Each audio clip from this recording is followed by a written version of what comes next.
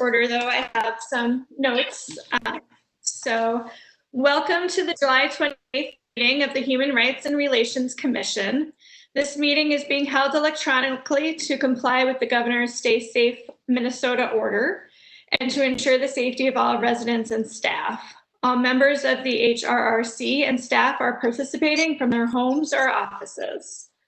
For members of the commission, please remember to mute your microphone when you are not speaking and raise your hand if you would like to speak. We ask that you do not use the chat function in WebEx as we meet unless you are having technology problems. We will have roll call votes for each motion this evening as well as for adjournment. I will ask Jennifer Garcia to roll call after each motion. I will repeat the motion for the record before we vote, and will also repeat who made the motion and seconded. We will have a full agenda again tonight, so remember those watching or listening in and your fellow commissioners, and let's try to stay on topic. Before we begin, there are a few things I'd like to cover for those listening in or watching online. The public have two ways to view the meeting tonight. They can watch the live stream on the city's YouTube channel or call into Intercall to listen in on their phone. There is no community comment during the meeting tonight. The city is committed to hearing and receiving your input on matters. The public can send in comments to the City Council or HRRC through the Council correspondence web form on our website. The recording of the meeting will also be available to watch on the city's website tomorrow. Go to Watch a Meeting, the link under the I Want To tab on the homepage. Thanks in advance for your patience as we work to conduct this meeting online using different software types and people all participating from their own homes. We hope that there will not be any issues, but be assured that we will do our best to continue the meeting as best as we can if there are any glitches. Thanks to everyone tuning in tonight for your interest in the HRRC and our work in the city. All right, should we call the meeting to order? Ready for a roll call, Jennifer? Yep. Chair Behringer. Here. Commissioner Edwards. I can note that Cindy's on the call, but I don't know if she can hear us right now. Commissioner Epstein. Here. Commissioner Felton. Commissioner Ismail. Commissioner Meek. Here. Commissioner Nelson. Here. Commissioner Ross. Here. Commissioner Stringer Moore. Here. Student Commissioner Iyer. And Student Commissioner Waldron. Here. All right. Do I have a motion to approve the meeting's agenda? So moved. Second.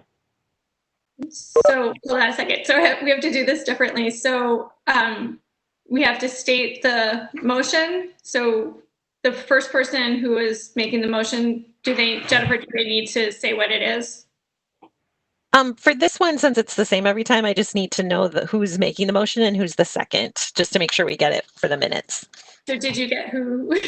I think it was Commissioner Nelson making the motion and Commissioner Epstein seconding. Did I get that? It was actually the other way around. Other way around. It's really hard to tell. Okay. Got it. Okay.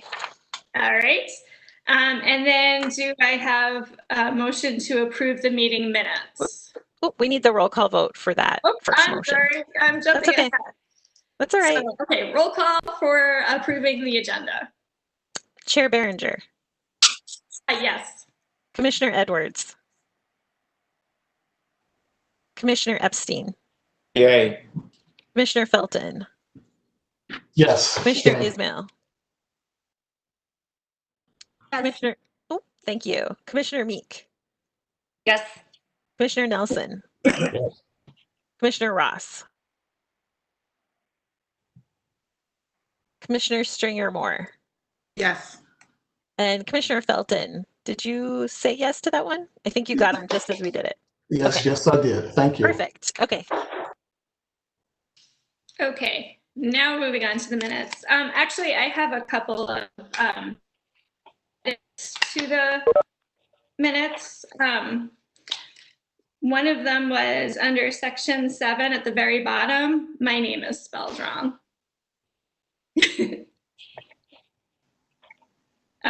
So it's the R-E, it should be R-I. And then there were a couple of little typos. Section B for My Brother's Keeper, under City Manager Neal, it says reports, direct report to him. I think there's an extra word.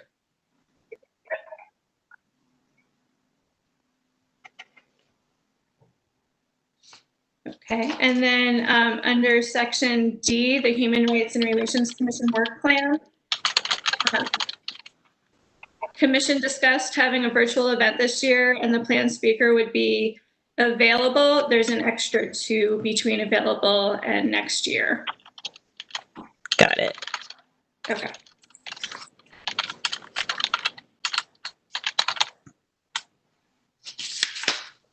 So with those changes, do I have a motion to approve meeting minutes? I had one question Okay. about, we can do it after we make the motion, I guess, but I just had one. Oh, go ahead. A little more substantive.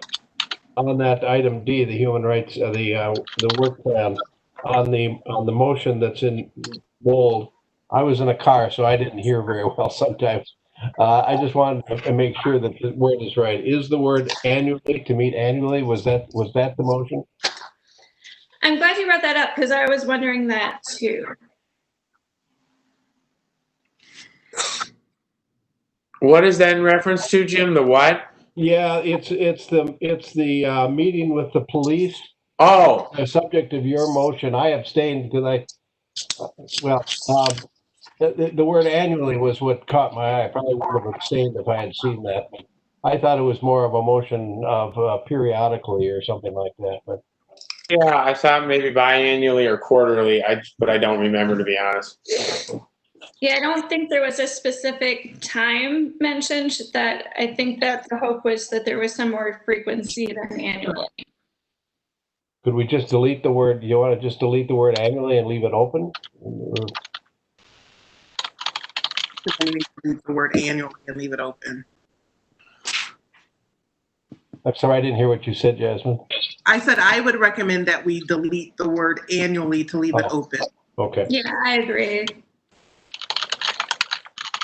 Any other comments?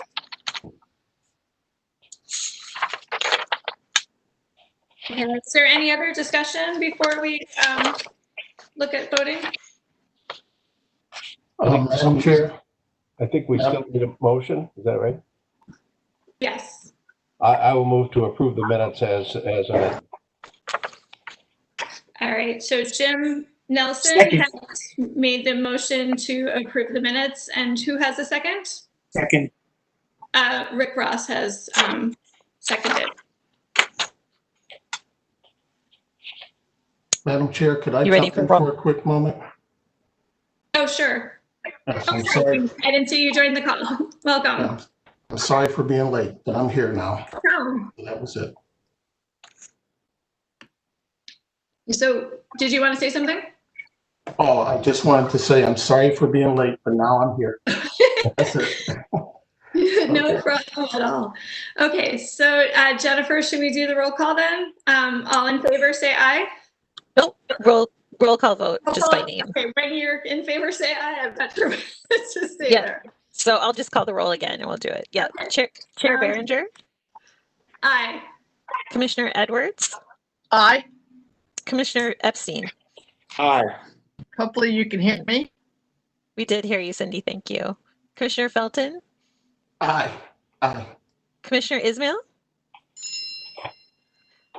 Meek, Aye. Commissioner Nelson, Aye. Commissioner Ross, Aye. Commissioner Stringer Moore. Aye. Okay, great. So moving on to reports and recommendations, the first item we have is the My Brother's Keeper pledge for mayors, city council, and police. I think Heidi, you were going to update us on City Manager Scott Neal, and he had said that he would take that pledge, and we just wanted to know what the follow-up was. Yes, I did go ahead and send an email to City Manager Neal, and he did indicate that he would take the pledge, as well as contacting the police chief and letting them know that they would be part of this process as well. So I have not gotten the date of when he signed the pledge, but he does have that commitment still. And he has been in conversation with the police chief to make that process be part of the public engagement as well. Okay. Does anybody have any comments on that item?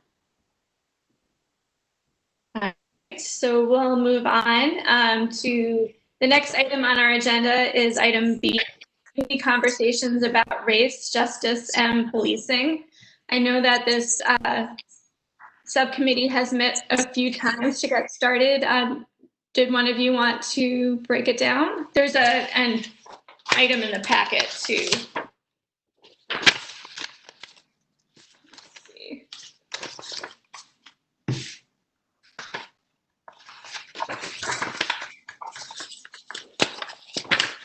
The recommendations, did everybody get that? Did someone from the subcommittee want to go over that? I can speak to, yeah, I can speak to Mr. Manager.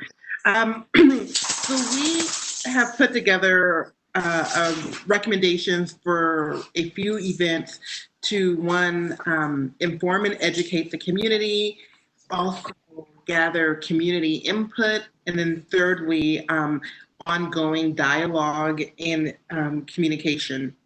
So our first recommendation is an event with Professor Duchess Harris from McAllister College on race and policing. Last year, our commission also received viewed a wonderful presentation by Edina High School student Arjun Maheshwari about the historical context on race in Edina. So we would love to have both of them for one event to provide kind of context on the situation.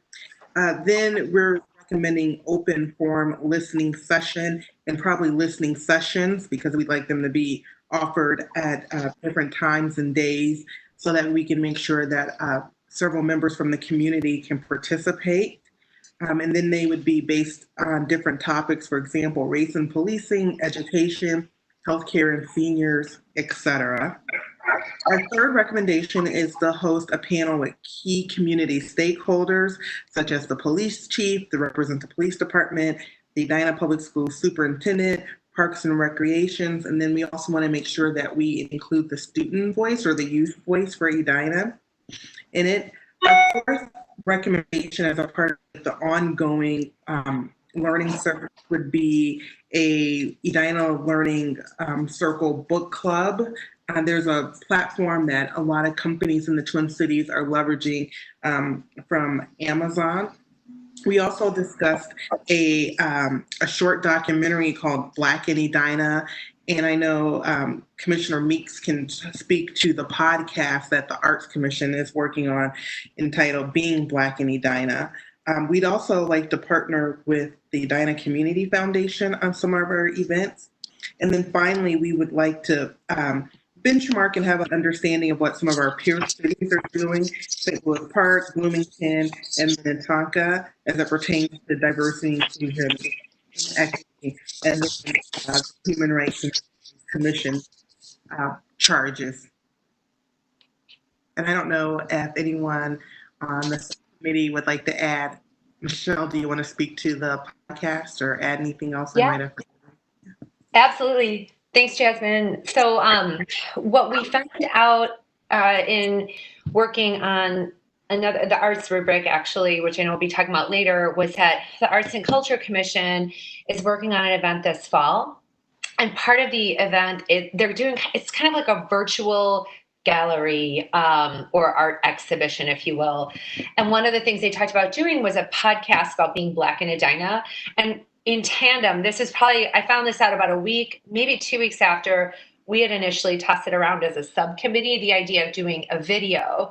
So I did talk with Hannah Klein from the Arts and Culture Commission about possibly teaming up with them and leveraging, working together on that podcast /video. We could make it in both formats. So. Jim? Yeah, I might add on the subject of partnership with the Edina Community Foundation. They've done a lot of work historically on questions of issues of racial equity and inclusion, and they have their board has appointed a committee to look at some of the very same things that we're doing. So this ties into Jasmine's comment, looking at a partnership. And they've asked me to sit on that committee, which I've agreed to do. And we've had one meeting, and we're having another one actually tomorrow morning, which I can report back on next week. But it does seem to me that in our recommendations, what they're talking about is more kind of somewhat what we're doing with items, whatever, 3, 4, 5, 6, I guess, or yeah, and less so than the sort of community conversations that are covered in our items 1 and 2. So it does seem to me that, and they've got apparently a lot of experience with videos also, and some technical expertise in that respect. So it does seem to me that they're a really a great prospect for partnerships on those items, as opposed to simply our community conversations, which is what we'd start out doing. So they're going to do something one way or another. I mean, they're acting independently of us, but they're certainly happy to jump on board with us and probably in some cases lead the charge with us backing them up in some way.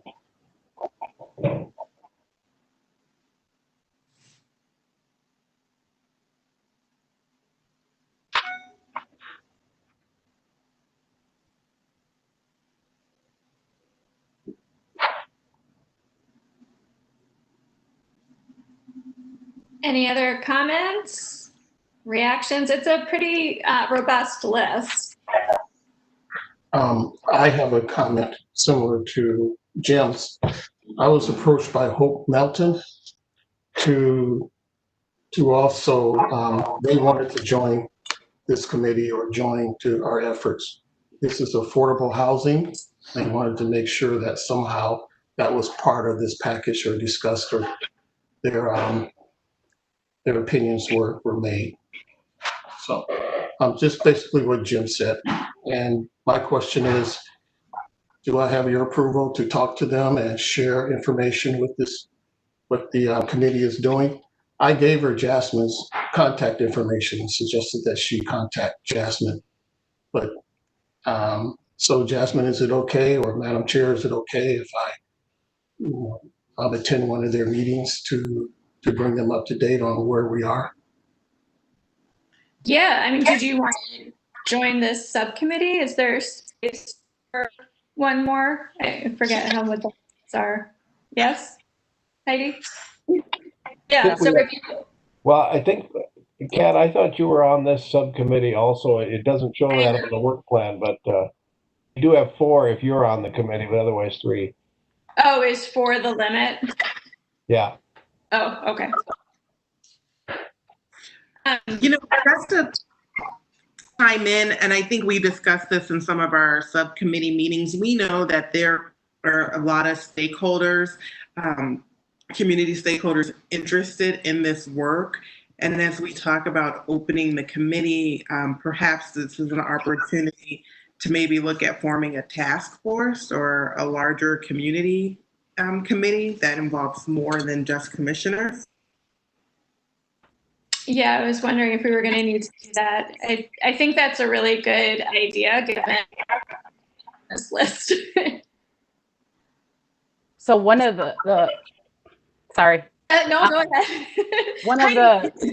One of the things that I would ask you to consider is that with the task force, it would go through a process. One of the even considering like a green print that you have previously done. With the Days of Remembrance. So with the green print, you're able to have folks that are from the committee as well as other commissioners be part of that planning process. So that might be another option with the task force. In lieu of a task force, it might be just a working group to be able to plan that. Yes, sorry, that was exactly what I was thinking. I'm sorry. Okay. Would we still need just to have 4 though, from our committee, from our board, a commission? Yes. Well, I guess. Work open-ended, right? Well, what I was going to suggest, if Commissioner Felton really, if he wants to be on the committee, I'd be willing to drop out, and I can, I can work on the Edina Foundation Committee side of things. I mean, I'm okay with that. I don't know. I think it's important to have like a direct liaison.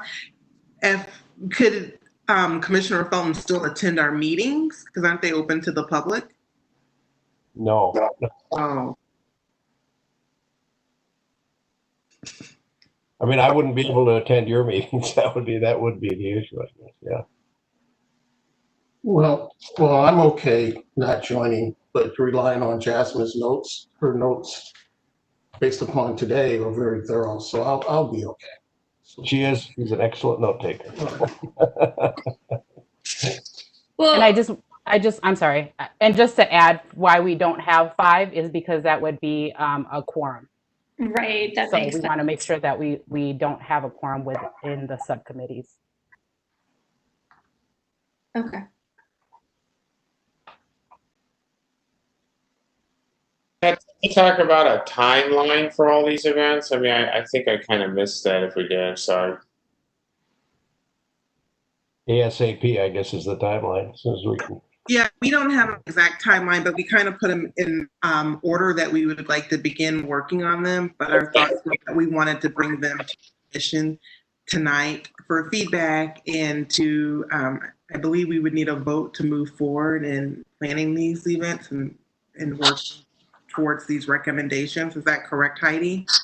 Yeah, so there's from my perspective, when you're thinking about the recommendations that you provided, there is one item that the city council has approved for it to be amended on your 2020 work plan. And so on your 2020 work plan, there is a community conversation which is connected to race, justice, and policing.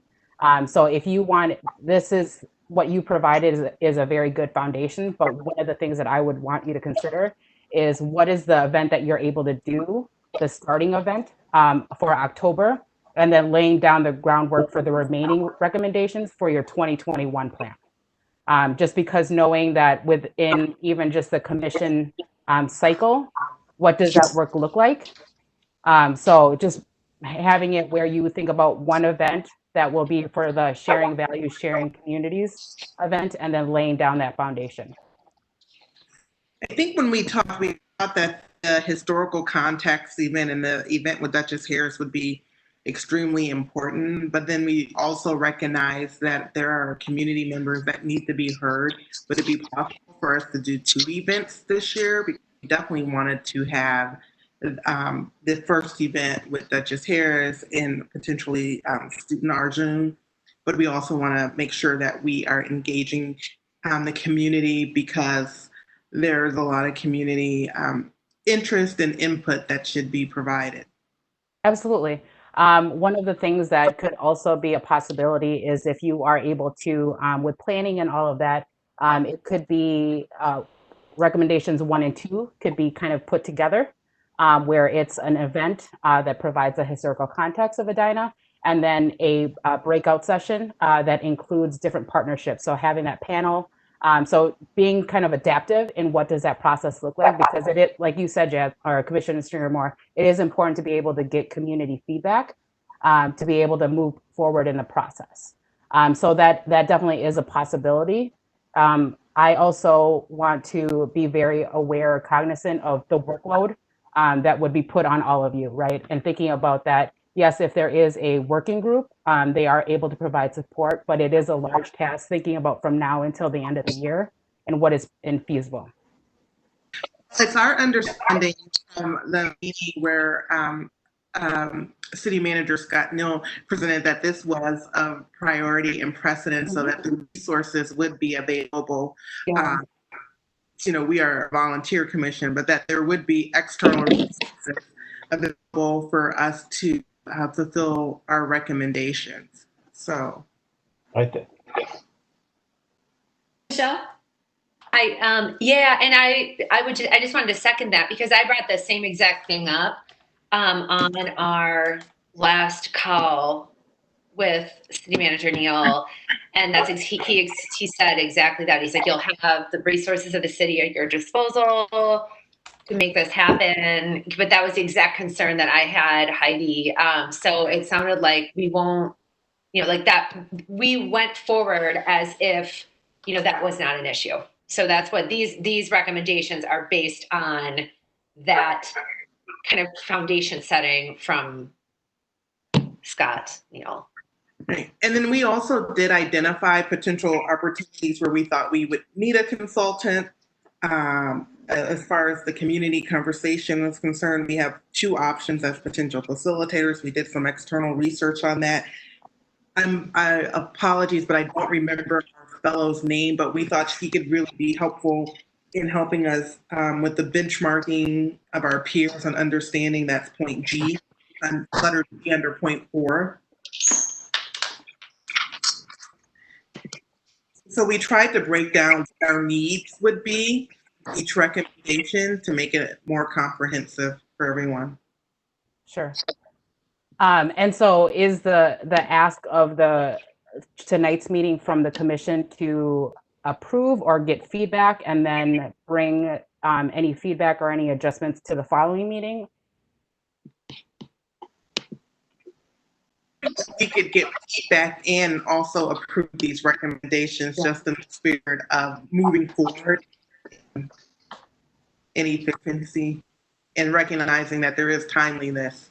We're already in basically August, so then we would be in September. So we would like to have a commission discussion tonight around these recommendations, and then also a vote. Fartoon? I just want to add something that I know that there's a lot of people who are left out, especially my East African community. They don't have an access to virtually watch or listen. They don't have the language. They have a language barrier. So, I mean, if this recommendation has been accepted or moved on and then we all favor to vote, I feel like it will be very helpful to have an event in a park or, maintaining a social distance so that those who are left out, those who doesn't know how to watch the virtual, don't have an access to go to computer, don't have the language or the skills to watch, they can come out to the park and witness this, and they see that we are standing with them and we're there for them. So I feel like this is going to be something that will be needed to be done this year instead of holding back, because this is right now, on their, it's on the fire. People are, want to hear something. It's happening right now. People are getting hurt. I mean, sorry about my baby. But I really appreciate bringing this up. I'm working on this opportunity, but I mean, I would love to work on this, and if we can all agree to do this, because there's a lot of people who are left out. I mean, right now, some of the family they actually scared of sending their kids outside. I mean, the teenagers. I mean, they need reassurance. They need us to be there and talk about it. That's why we choose to be part of the human rights and stand up for them and talk about it. So I just want to add that. Thank you. Yeah, I would just add. Go ahead, Michael. Yeah, that because I understand where Heidi's coming from with how much work it is, but of course it's imperative that we do this, and we do this very soon. So I'm wondering if we want to combine 1 and 2, basically, that this is the recommendation that we get this event going as soon as possible. And I think it's a great idea, as Fartoon says, to maybe even make it so that it can be outdoors and indoors. And I don't know the logistics of all that, but we definitely want to keep that in mind.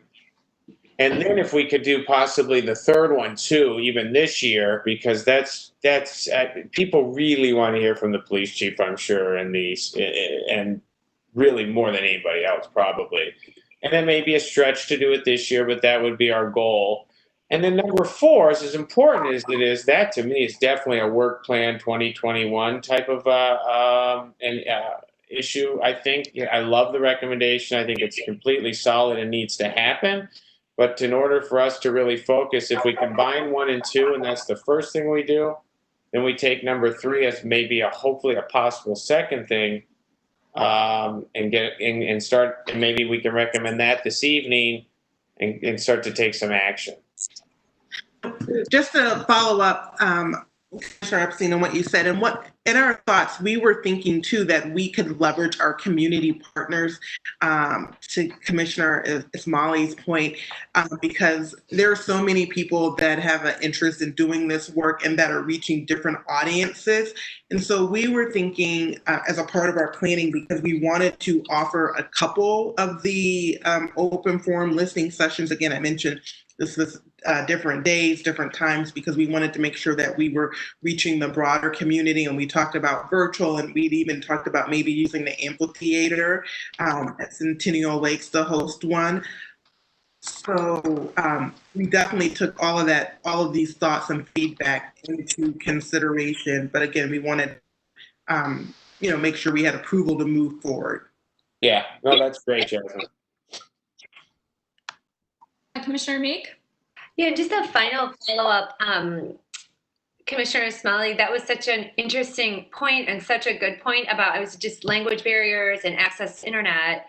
And I'm almost wondering if we could consider that, like the socially distanced events, kind of when we pay for the community and advertise those, ask folks that do have internet access or ability to join virtually, so that the people who cannot can be, you know what I mean? Because we'll be limited, but there's a way that we could promote it that way, right? Like if you can attend virtually, please attend virtually. We're trying to hold space for the people who don't have the ability to attend virtually. And then the idea of language is really interesting too. I don't know how we would do that, but I think there's got to be a way from a listening session standpoint that we could offer, translation, I would think, for folks who wanted to give comments in various languages. Jasmine? Since, we do have an East African community, and and excuse me for not knowing all of this, but if there's a common language, perhaps we could have a designated listening session for those community members with a translator.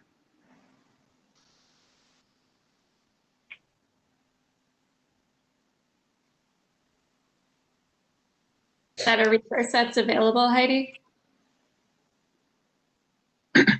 The city is working on a limited English proficiency policy. So we are looking at translation services. And so that would be a possibility. You'll notice that there are some signs even within the city that are translated into Somali as well as Spanish, and knowing that within there's various different dialects. So we would want to make sure that we are capturing all of those that need the different languages. Okay. I just wanted to say that I watched about half of the Bloomington Rotary had an event last night. It's available on the city website for Bloomington. It had the chief of police, the city manager, somebody from the public schools, the president of Normandale Community College. I'm sure I'm missing someone, but it was really just, it wasn't like an open panel so much as they had a couple of questions to answer, and then a couple of questions from the people that were there. It was just interesting because it was that combination. You could watch virtually, you could watch it recorded, but then there were also a limited number of spatially distanced seats in whatever room it was where they were. So there were those two options for people that didn't have internet access, that you could go and watch the panel. Jim? Yeah, well, if you look at our item number 2, the open forum, one of the possibilities that we raised was multiple offerings based on time and so forth, because some people, work during the day and so forth. And I don't know if we're getting away from that with this discussion. Some people feel more comfortable, I would think in a small group, if we're having a real conversation as opposed to just a presentation. it seems to me we want to have a venue where people feel comfortable talking about their experiences, because we're there to learn from them, not the other way around at the 1 and 2 stage, it seems to me. So I don't know if that's we're kind of putting that aside. But if we're going to have multiple offerings, certainly we could have one that's live for people, and we could have some social distancing. I know a lot of people my age, and there are still a few of us left, don't really want to be in crowds. And they're not going to for a long time.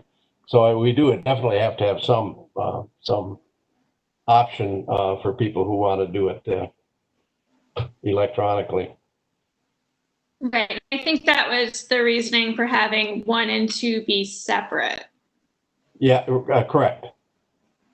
You're right. Yeah. And I think what comes after 3, 4, 5, 6, I think some of that, in terms of making that more concrete, I'm not sure we'd be in a position to do that until we've had community feedback. What does the community want by way of additional education, presentations, etc.? Do we have a way of asking the community how they would like us to present this? I mean, maybe it is a park-based group, for a portion of this. Does the city have the ability to do projections onto a screen in a park? With a live mic? I'm not really sure what the capabilities of that are, but I can definitely find out for you, Because Commissioner. we're kind of guessing, and we probably need to ask the community what format would work. Well, I think Commissioner Edwards too. I think about our work plan when for the city when we talk about barriers to participation, and so that's why it was really important for us to offer different times and different settings. I mean, this is just me going back off of what Commissioner Epstein said.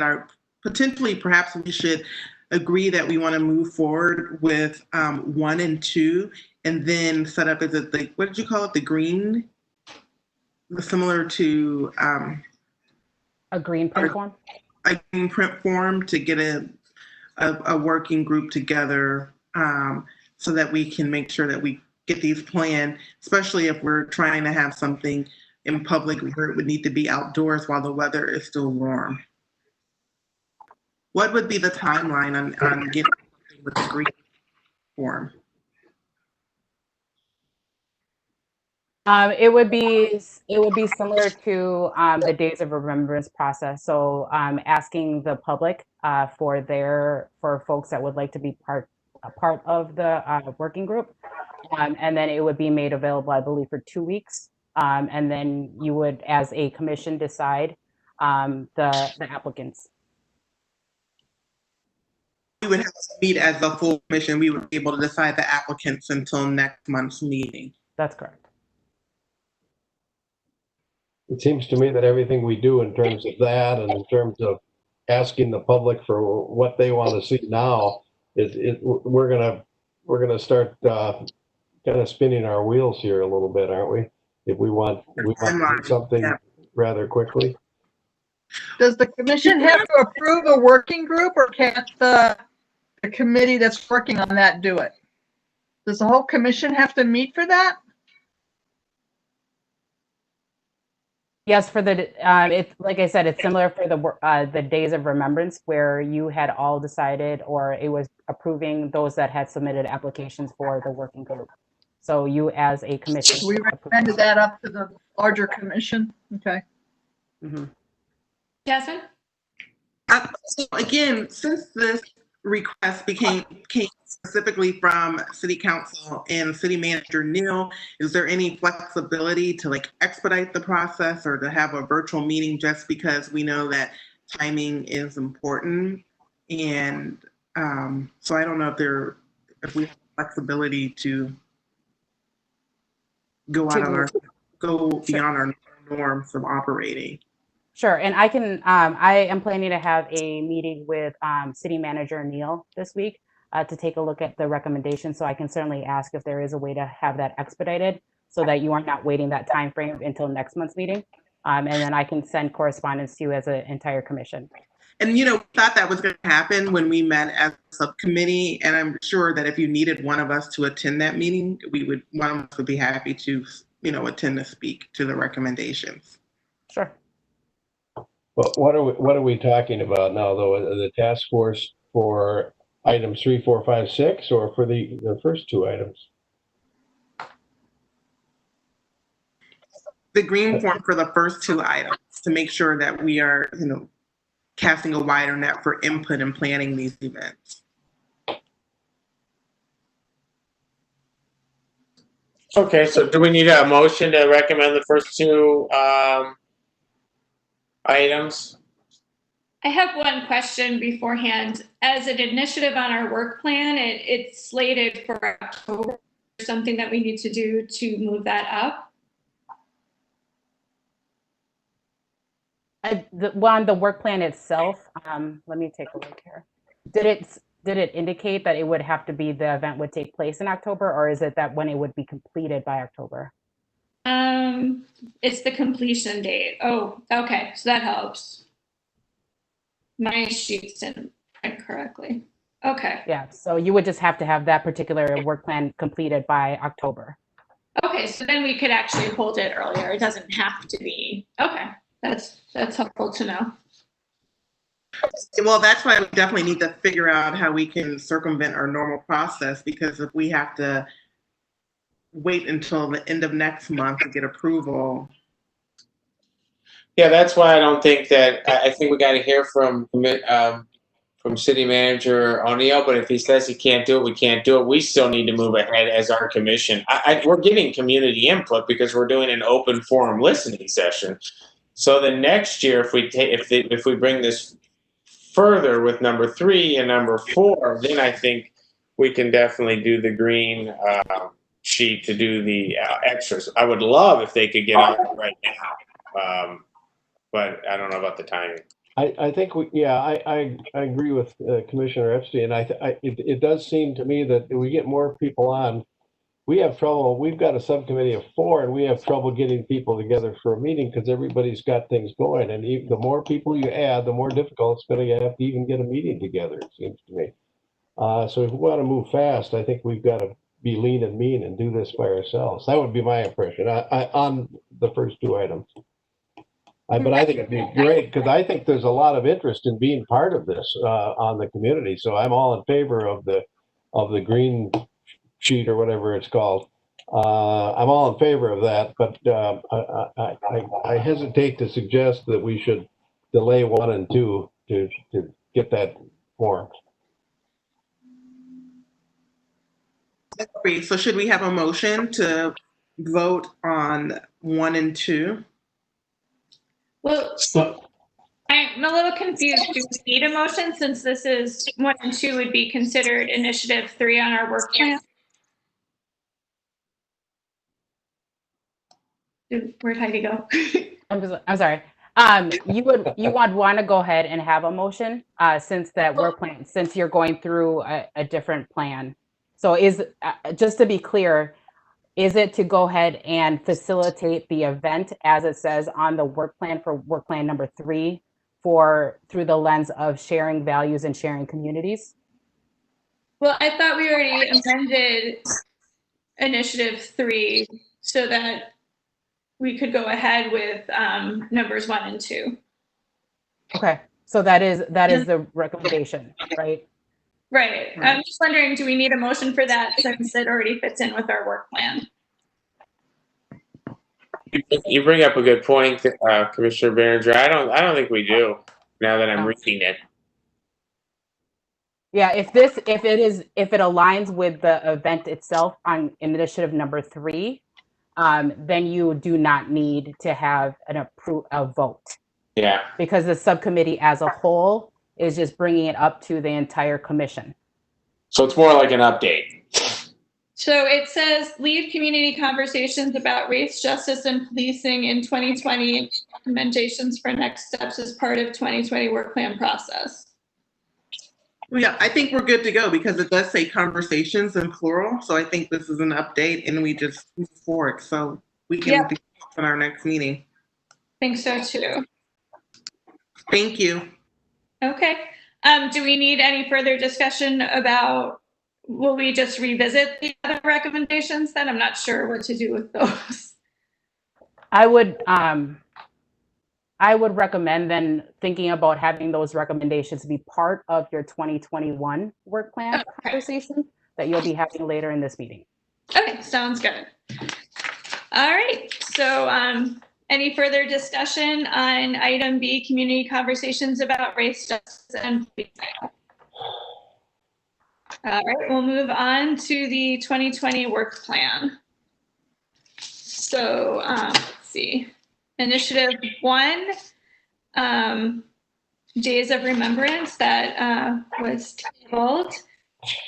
Initiative 2 is the Tom Oy Award. We have not yet met. I was just wondering if anybody could speak to last year and when things started.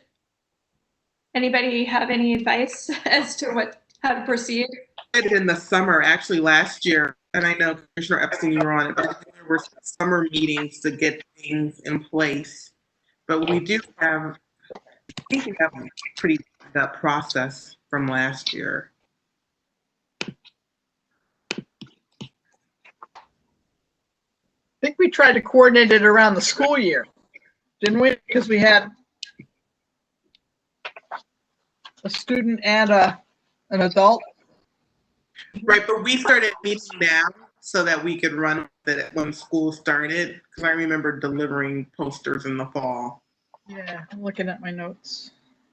And so I'm looking at some emails from last year, and it looks like that the press release, as well as the process for editing the press release, started in August, early August. Okay. So this is right around the time where you start having that discussion. Okay, so right now we have myself and Commissioners Edwards and Epstein. Is there a time you guys are ready to meet in August? All right, is there anything anybody else wanted to bring up on Initiative 2? All right. Oh, is there anyone else who wants, if anyone else wants to join, just let us know. We do have an open space. Yep, good point. Okay, Initiative 3, we have already discussed, but that is co-chair across commission. Oh, but we've updated it. To discuss community conversations about race, justice, and policing. But we can move on to Initiative 4. Create an assessment rubric and recommendation process for city facility artwork and decor to ensure it reflects diversity of race and culture. I know that this cross-commission has met. Michelle, did you want to update us? Yeah, absolutely. Thanks. So we have a cross commission of folks on arts and culture, heritage preservation, and then we're running it, Human Rights Commission. And we had our first meeting with Heidi on the line. Oh, I can't remember, Heidi. I think it was 2 weeks ago now, or a week and a half ago, and came up with, it should be in the packet. There was a link in the packet to the arts and decor. I think it's under art underscore decor, a rubric. So if everyone, I don't know if everyone's had a chance to look at it or can. The idea behind this, and Heidi put it together for us, which was awesome. And then we kind of added to it and made some edits to it along the way.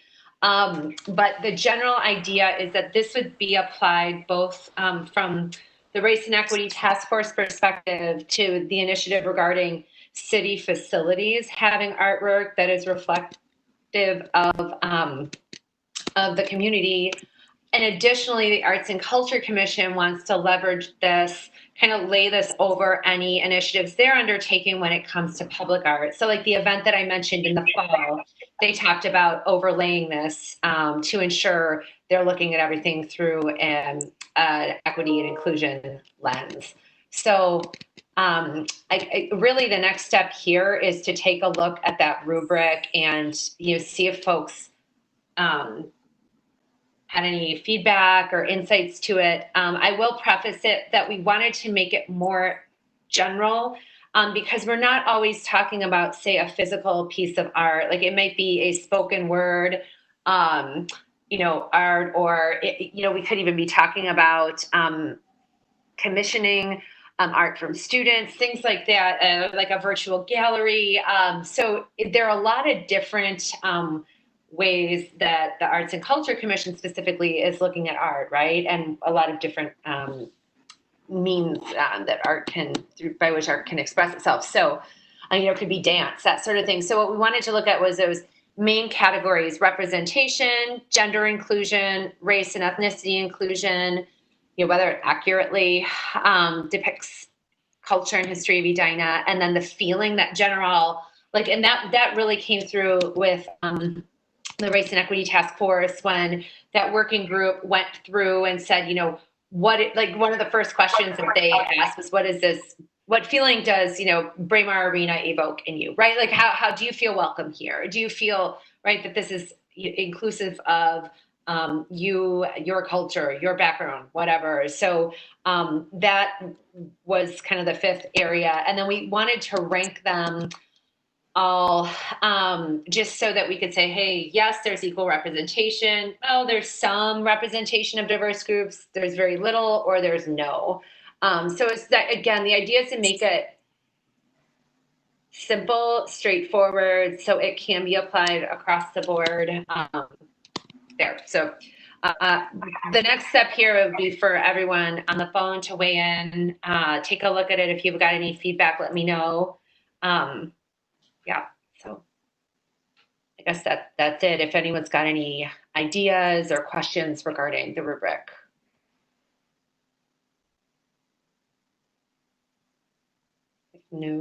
If no, then I think we can vote on it. And then the next step would be to move it, push it forward to City Council for their sign off. And then we could move forward with going to the mayor's conference room and or City Hall and leveraging this rubric. And we'll do that virtually. We talked with Heidi about doing that like during the virtual tour. So can we vote then? Yeah, do I have a motion? So to pass the rubric as presented. Second.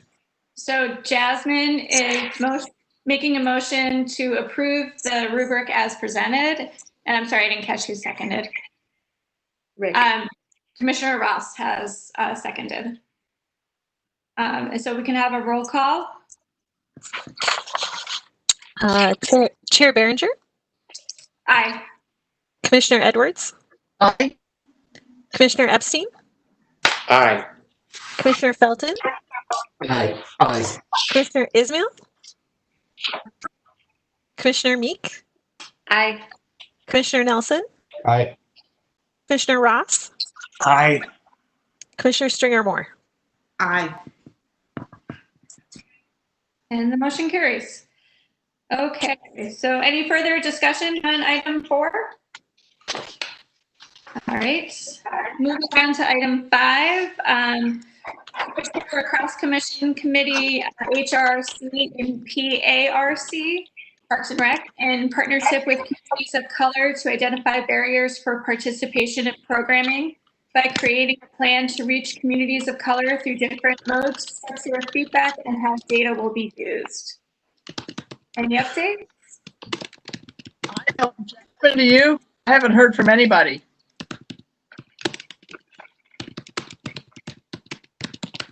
Am I coming through? Yes, I hear you. So we're probably in the same we were last month. Okay. Anything that we can do to move that forward, Heidi? I have reached out to the staff liaison from the Parks and Rec Commission as well, and I have not received any updates in regards to that.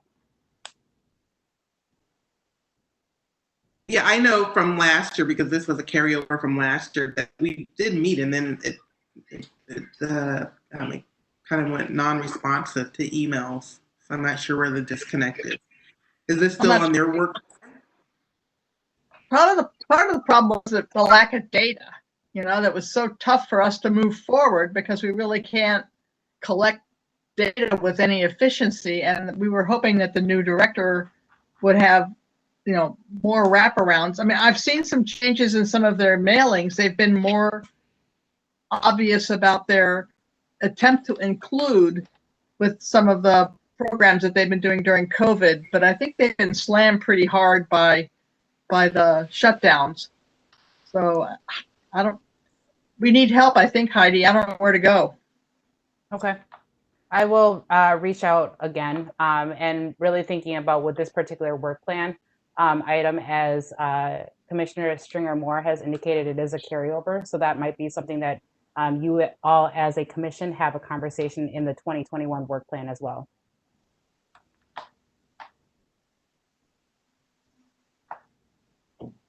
Yeah, it seems a shame to just let it go. There's a reason it's there. So, all right, moving on to initiative 6. The bias defense plan review, create definitions to differentiate between bias incidences and bias offenses within the state statute definition, tracking, and notification process for bias. So we lot yeah, done. we submitted that document. Heidi, what would be the next steps, I guess, now that we kind of got sidetracked on that? One of the things that I, in your meeting from June, was to have a quarterly or more regular frequent meeting with the police chief or a liaison from the police department. One of the suggestions could possibly be is having that put into that bias offense and incident plan as indicated as well, so that we have something within that policy through the lens. So that is something that I would suggest you as a subcommittee take a look at inserting in. And then is that actual document like official? Does that make sense? Or does council need to approve it now? Or because I know that I think the final thing that Jim and Rick and I submitted, Jim, maybe you know what happens to that. Well, the council does have to approve it. They've always done that in prior years. Yeah. So we need to get that on their agenda, maybe, right? Yeah. But weren't we also going to get the input from Chief Nelson on this? Yes. Okay. Yeah. So we'll submit it to him. And in the meantime, should we schedule a meeting with Chief Nelson with our committee? Yes. Okay. That is something that you can certainly go ahead and, or I can be the liaison to have that, schedule that meeting with the subcommittee. That'd be great. Thank you. Sorry, Jasmine. Just one point of feedback that I heard after our last meeting, and then I actually ran into this with another board that I'm on when it pertains to bias offenses, that community members might not know to call it a bias offense that they, have been offended because of their bias. So I don't know if there's any thoughts of adding or linking the bias offense forms to other words such as like discrimination, or harassment, sexism, racism, so that if someone has experienced a biased offense and they go to search for it on the city's website, the bias offense is not necessarily intuitive, but some other words might come to mind. This form links to that. What does our current form on the website say? Is that what it's called? I've seen that, but I forget. The bias incident or the bias and discrimination form, or the bias incident form that the HRC has created? Well, no, the thing that's on the website where people can make a complaint. There's something on the website where people can make a complaint about discrimination or bias, isn't there? Yep. So the title of the form is bias and discrimination form. I'm just thinking that on the back end, when community members are searching for it, that maybe there are a couple different words that lead to this form. Not that the name of the form has changed, but just the way that people can access the form, that we broaden that lens up a little. Sure. What would you be willing to share? Any of the other words Like, or well, discrimination, maybe sexism, racism, harassment. Where's the form located? the form is located on the race and equity department. So under cities, departments, and then race and equity. And then on the right-hand side, it should indicate bias and discrimination. Does it have any gender sensitivity or orientation or homophobia or any of those kind of tags? Right. Be tags also, yeah. It's mostly a question of searching, right, Jazz? You just want to try and find a way to get those things to hit on the form. Exactly. Right, and maybe make the form more easy to find. Sure. In a Google search, I didn't come up with it. Okay. And then on the form itself, it does have an ask of what is the nature of the bias. So is it due to age, ethnicity, gender identity, race, stigma, ability, all of those kind of encapsulates different types of biases. But I will go ahead and add the Google search is not coming up, and to be able to provide more keywords or tags as you had all mentioned. Like all of those words should be one: ageism, sexism, sexual orientation. Okay, thank you. Okay, any further discussion on Initiative 6? One more. Oh, go ahead, Rick. Go ahead, Rick. I think a correction to the lead commissioners under item number 6. We have a Commissioner Rubin. I think that should be me. Well, I think it's a typo. He is no longer with us either. Sort of related to that very thing, though, is that Commissioner Kennedy isn't on the commission anymore. So there's actually a vacancy, if you will. In other words, we can add one more if anybody's interested in getting on that committee. Addressing really the new members. What's that?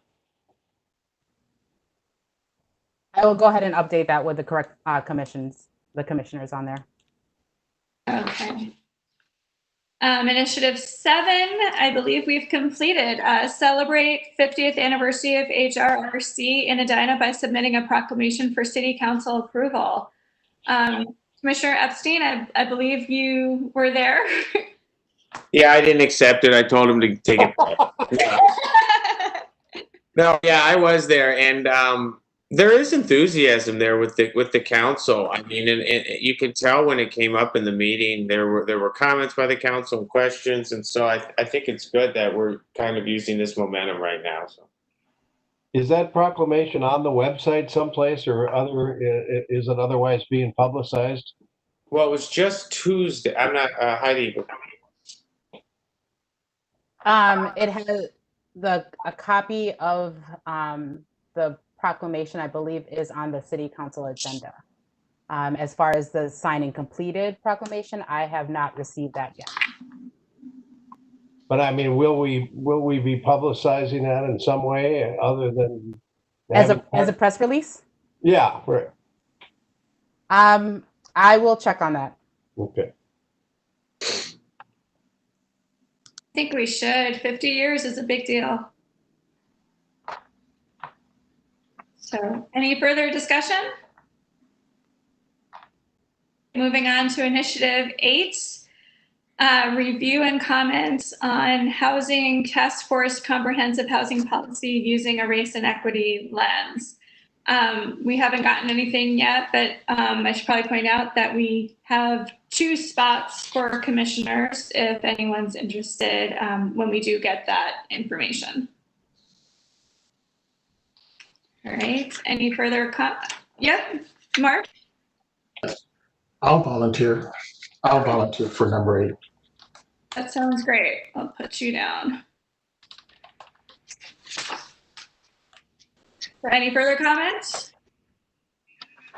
Initiative 9,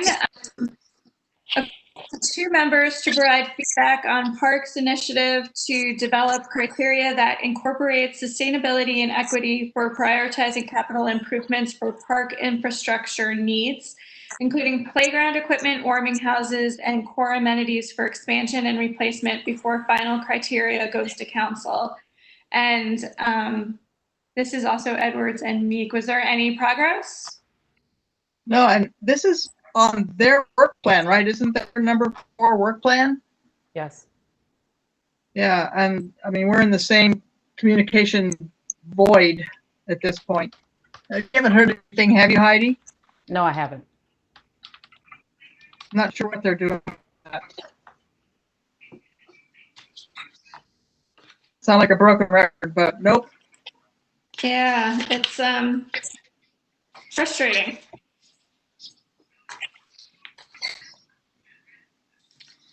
All right, so I guess, I could point out there's 2 open spots for this, but I guess that's pointless until we know if there's some progress. But if anybody is interested, please let us know if you're interested in joining that initiative. Heidi, are they meeting virtually as well? I'm sorry? Do you know if the Park Commission is meeting? Yes, they just started their first meeting in July. Did they? Okay. Yes. Might be worth to be a community commenter in their meeting. Is it already happened, or is the next one? Do you know? Their July meeting has already happened. Okay. Well, hopefully they'll publish their minutes. I believe it will be on the next city council meeting where they have their minutes.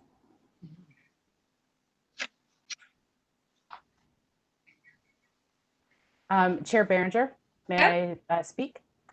In regards to the proclamation or just the anniversary of the HRC 50th anniversary, there was an article that was on the About Town that was just recently distributed this past month. Oh, okay. I must have missed that.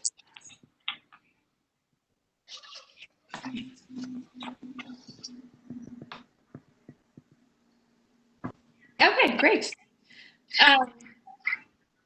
Anything further on initiative 9? I guess we're sort of stuck with that one.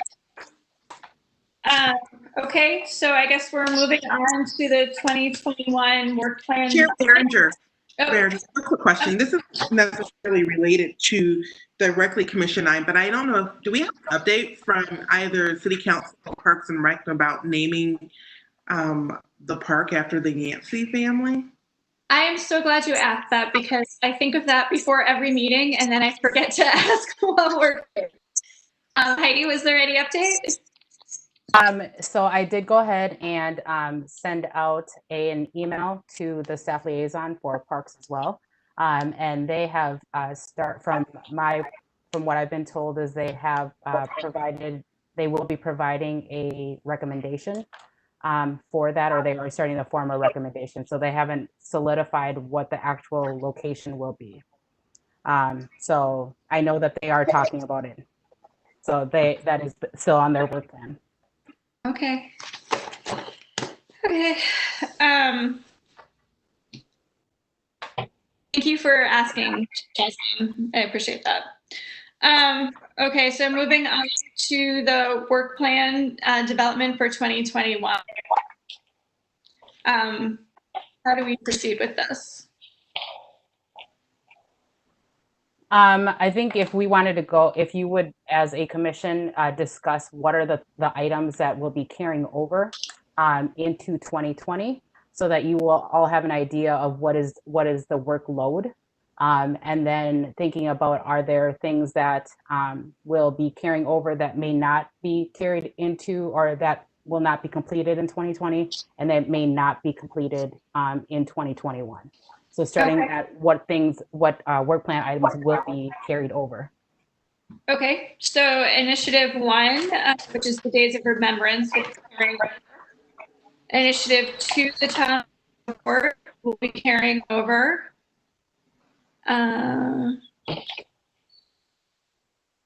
Will we be carrying over value sharing communities? We'll have some sort of community conversation, I imagine. Yeah, I think that one's increasing with the, the possible book club and everything else. So that definitely. Yeah, does that count as that, or will that be its own item? I would think that's a separate work plan item, isn't it? I would think so. I think it would give more opportunities for participation as well. So you're saying have a sharing values, sharing communities, and then have a separate initiative for the Whatever comes out of the conversation, 3, 4, 5, 6, as we discussed. That's what I was thinking. I would think that by the end of the year we will have had our conversations. I hope we have, and by that time we will have maybe a better fix on what we're going to do in the future to propose to the council 3, 4, 5, 6. Yeah, because we're thinking about this community conversations or sharing values, sharing communities would be again next fall. So by then we might want to continue to discuss race and equity, or we might have a new topic by then. Right. Yeah, I would just hesitate on tackling a new topic. I think we need to stay on course with this one personally, but whatever everybody feels we have the capacity to do. My recommendation is roll these all together, kind of thing, at least for next year. The only thought in separating them is then you have more people available, because you can only have 4. So if you keep them all together, then those 4 people would have to do item 3, 4, or whatever. Yeah, and we don't have to decide on a topic.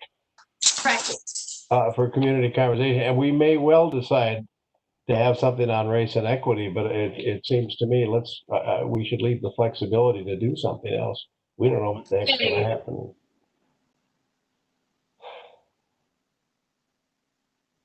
Anyone else? I'm in favor of splitting them only because I know from sharing values, sharing community, we actually had a long list of different topics we considered for this year. And I think to Commissioner Epstein's point that this is important work that needs conversation on race and community and policing needs to be continued. So I think it should be a standalone item on the work plan. Yeah. Any other comments about carrying over initiative 3?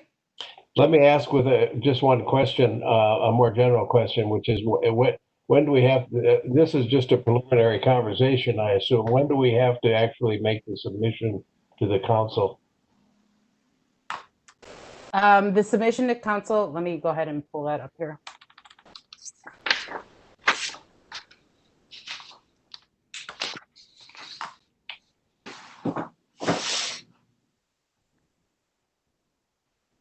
Heidi, do you want me to share the date of the chair presentation? Yeah, the chairs of each committee should be meeting with council in a work session on October 6th. So I think that's when you first talk about proposed work plans. So we would have to more or less finalize it by the September meeting. Mm-hmm. Yeah. All right. Well, we may know more by then. Right. Oh, yeah, for sure. Yeah. Okay, so let's see what else is carrying over. The initiative 6, the bias offense, that would carry over.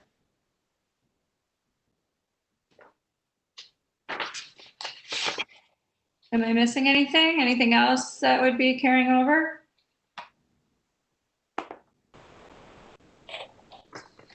Well, 8, I would imagine if it occurred. Sure. I think that we want to have something on our work plan about affordable housing, and we should submit that to council. Very anecdotally, I hear a lot from community members, and I read a lot about affordable housing. So, but there is a separate task force on that, right? Already. Yes. And in fact, we are already tasked with reviewing that policy when it's developed, which it hasn't been developed yet. So that's kind of on our work plan already, actually. Right. I agree. Right, so initiative 8 might just naturally carry over. Yeah.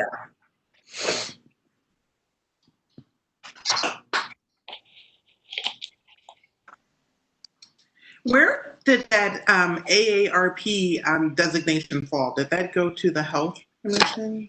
Yeah, and I Yeah. think we elected not to pursue that.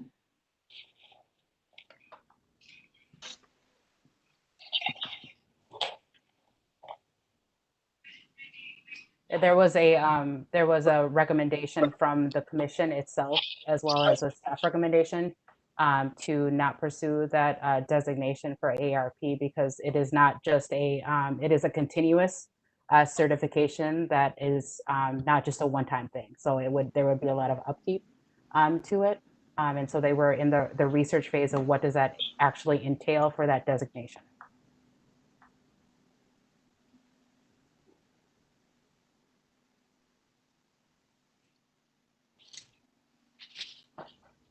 So to just confirm, initiative 1 is something that you as a commission are thinking will carry over.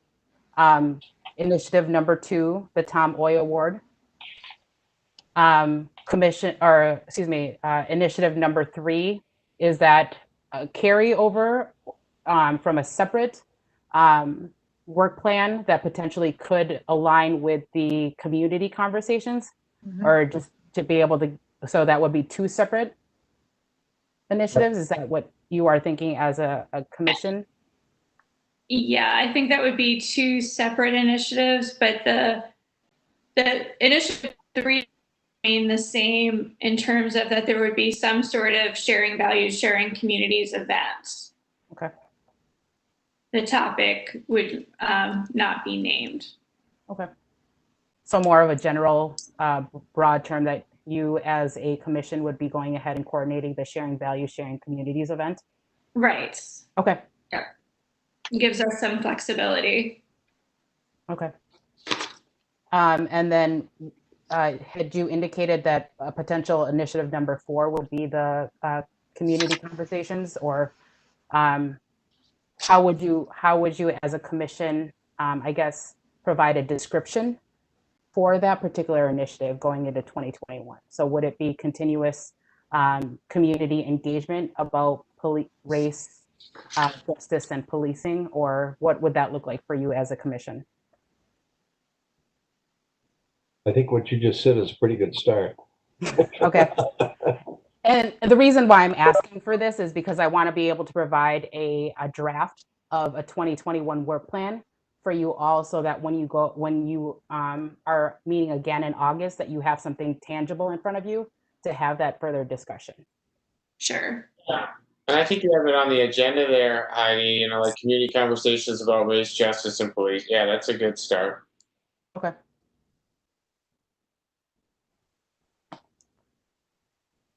And then initiative number 6 would roll over into 2021, because that is a plan that is reviewed every year to see if there's any changes as well. So that would be something that would be continuing in 2021. And then with all of the other items that you did not indicate would be rolling over, are there ones that you want that, depending, regardless of their status, that you as a commission would want to roll over into 2021? Well, I think we should compress the parks joint committee into one event. There's really no reason to have these broken out. And I still think that's an important conversation to have in terms of accessibility and marketing and how the parks and recs services are being provided to not only those who live but work here. I don't know how to word that. If we could merge 5 and 9. Okay. And then reach out to the parks and see if they still have some appetite for this. Okay. Wasn't this is part of a race? This was a race and equity initiative, wasn't it? Yes. Yes. It was. think we need to keep it. Okay. I hate to see it carry over a third year.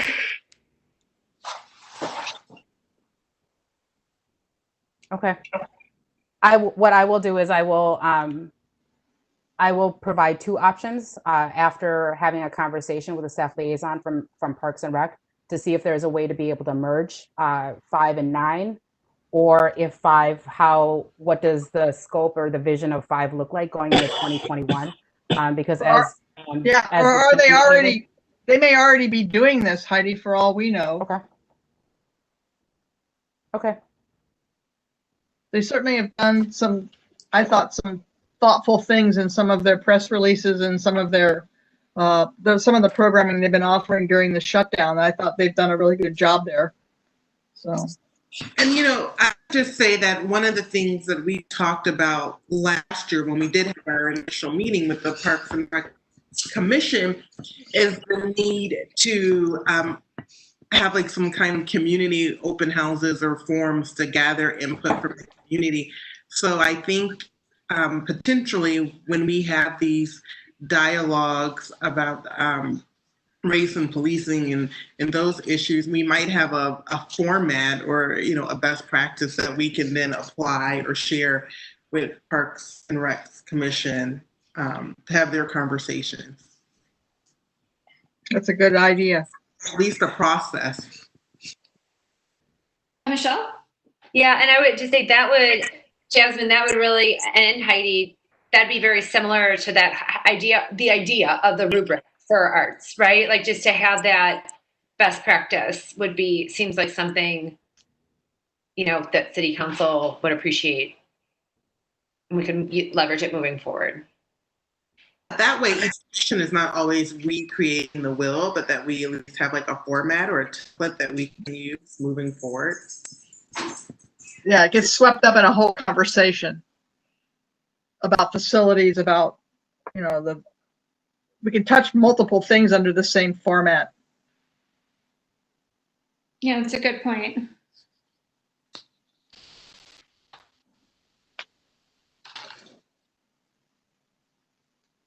And then when you are all looking at the work plan for 2020, the potential for 2021, are there items there that will not be carrying over?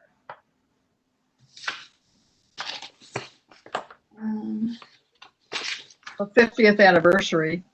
Yeah. Okay, that's completed. That's great. We can do a 51st, but The art rubric, would that be considered completed if it's approved by council? From the perspective of the direction that council provided was to have a rubric so that it was tangible. I think the next piece that they have talked about is how does that rubric look in practice? So to be able to provide that recommendation to City Council is the next step, I believe. Is that correct, Commissioner Meek? Yes. That was the motion that we just made. Yep. Yeah. So if council approves that, then we don't have more work to do on initiative 4, correct? Well, so okay, once that rubric is approved, then I assume it's not just put in a drawer someplace. And who applies it? Is that for staff to do it from there on? So I think, Jim, my understanding is that then our next step will be for that same cross commission committee to then apply it to City Hall and like the City Hall entryway and the mayor's conference room. Okay, so that's our job. So that would be on the work plan for next year.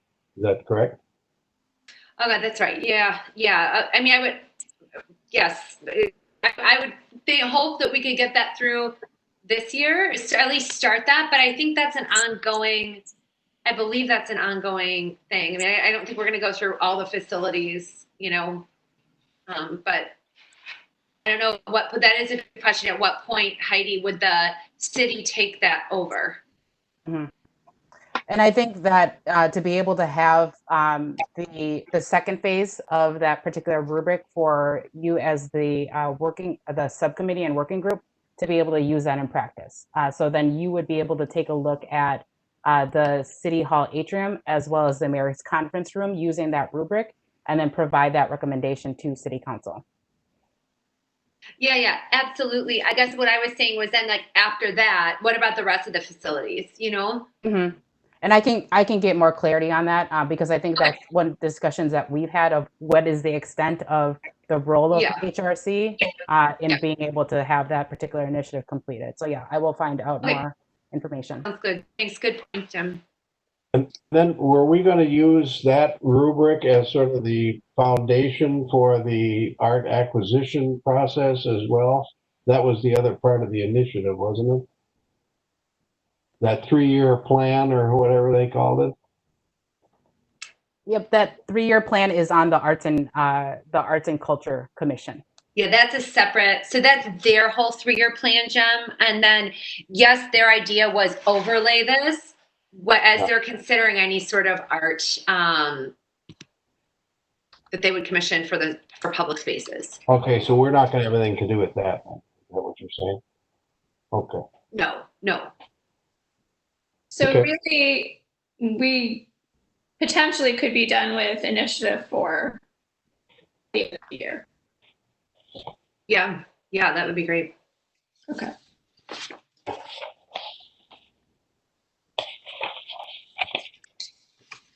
So, and then the initiative 5 and 9 are sort of up in the air, as well as initiative 8.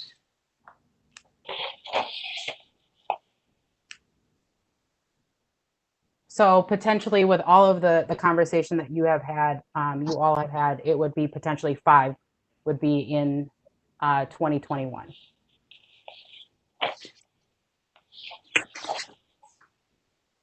Five and 9 as one item.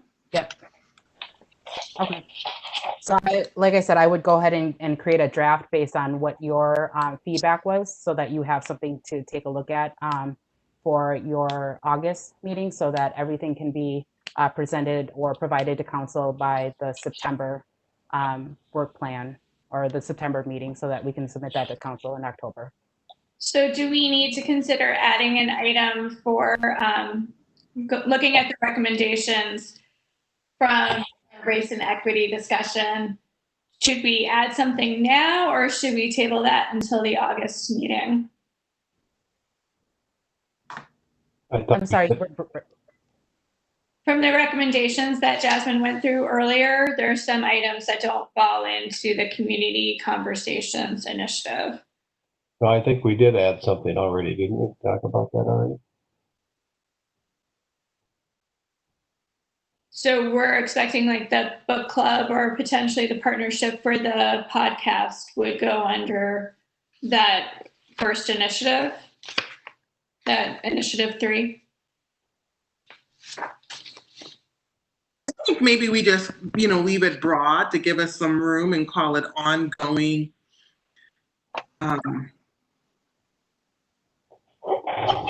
ongoing programming in events. I don't know, Heidi, do we have that flexibility? Or do we need to be specific?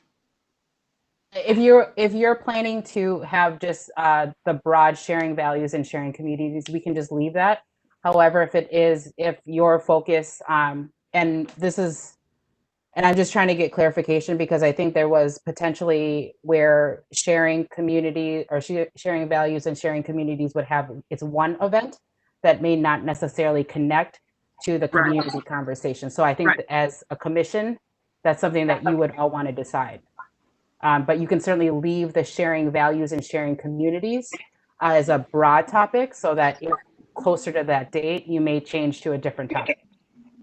So just based on what we'd already done about sharing values and sharing community and how we know we have this long list of potential topics, we might need to discuss post-pandemic next year. I would think that sharing values, sharing community should be its own separate item on the work plan. And then the follow-up item for this race in policing or race could be another one, and we leave that open for ongoing support as a follow-up, from this year. So if it is going to be that club, if it is a documentary, if it's, just partnering with more community activities, but just to make sure that we're keeping it, top of mind and holding ourselves accountable to and tracking what we're doing as it pertains to ongoing conversation and activity. I thought we had already decided that a couple of minutes ago. Right. That's what we were going to do. So then we need another initiative.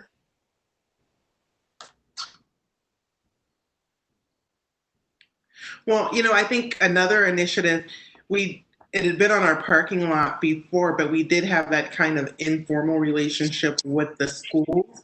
And then we also have that liaison now with the police. So perhaps we put 2 liaison positions on as a work plan initiative, one with the police and one with the schools, and formalize them a little bit. The police one, though, did we tie that to the bias offense or no? I thought we did in a motion. We Yeah, did. we did. Okay. So that one's covered, but the schools we've talked about for a number of years. And I do know that the there are folks from the school district that do want to help collaborate with the community conversation. So that might be another way to integrate school district relationship. That's a good one.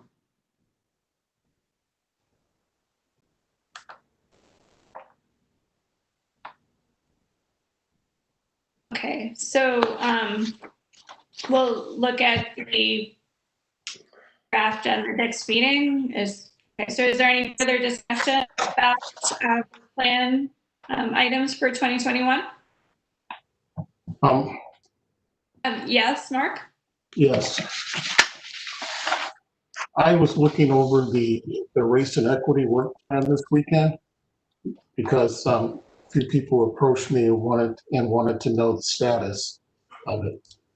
I don't know who's in charge of holding someone accountable for achieving the work and equity work plans goals. Is there anyone on her to make sure it happens?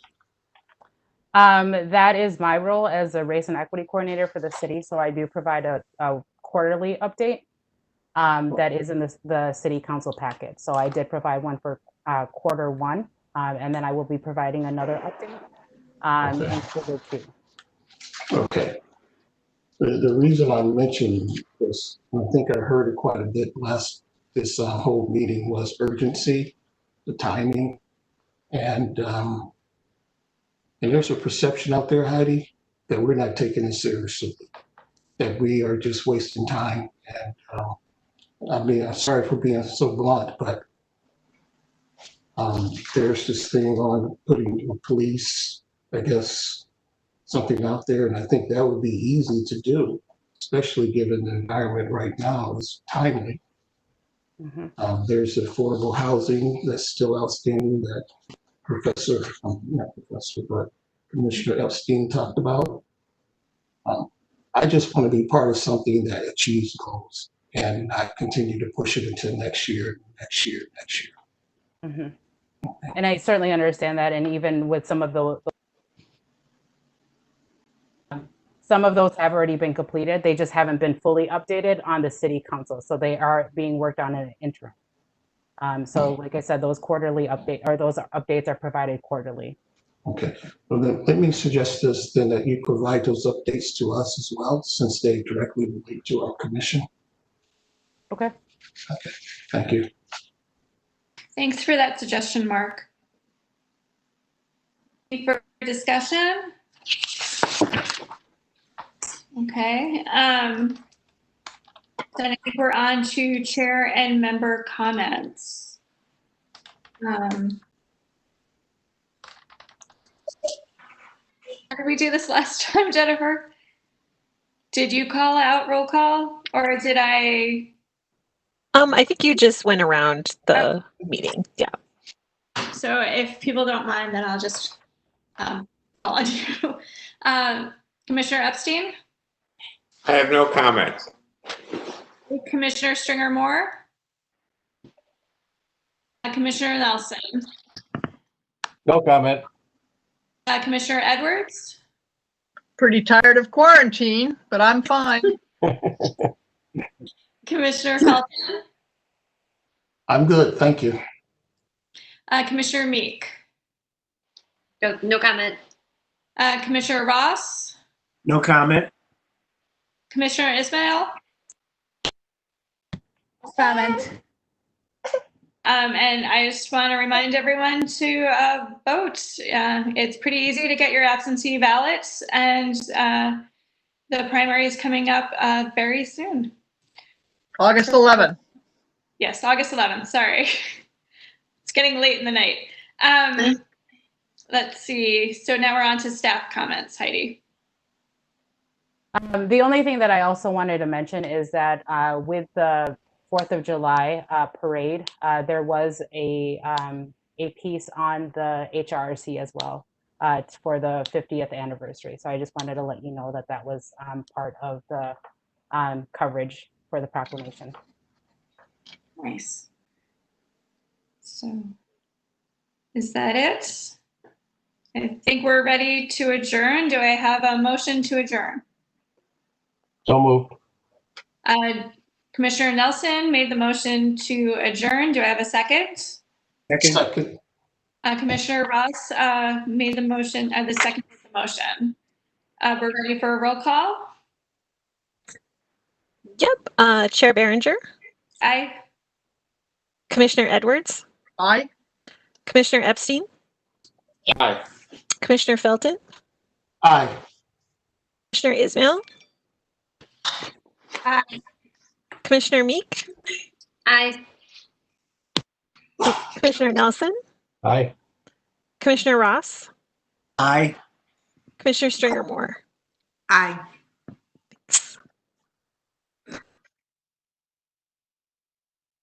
So adjourned. Thanks, everyone. Good to see you. Everyone. Good night. Bye.